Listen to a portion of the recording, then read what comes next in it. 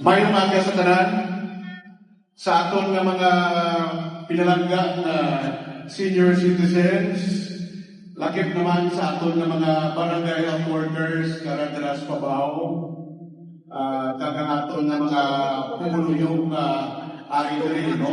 So, subong aga, magasugod kita sa aton ikaduhang nga tranche sa pag-release sa sining programa ni President Bongbong Marcos sa maghatag sa inyo sa napulo ka kilong nga bugas.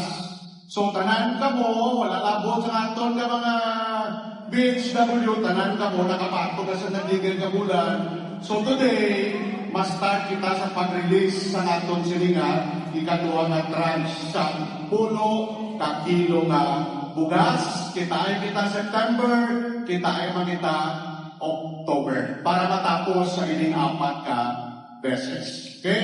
So, kaupod ni Congressman Alvin Benitez, tagangaton ng mga opisyales sa siyudad sa Bacolod, nagpasalamat kita sa kay President Marcos na for the first time, may mga programa kaangay sini nga nagarikta pakanto sa pumuluyo. Meaning, tanan ka mo naka-avail direkta sa programa na nagaling sa national government. So, Subongaga, we would like to thank the First Lady of the Republic of the Philippines, Ma'am Luisa Hernanda Marcos, sa pagkatun diri sa aton subong para lantawon ang aton pag-release sa second tranche sa sininga programa. We all know dakugid ang naguling sa pumuluyong sa syudad sa Bacolod. Kag wala lang naganibin diri. For so many problems that we've been facing, the national government is there with us to help us, to assist us.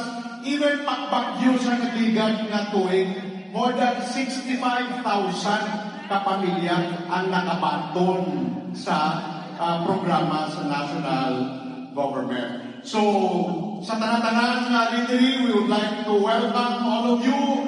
Kag palakpakan naman, ari man diri ang aton nanay party list with Ma'am Florabel, and to everyone present.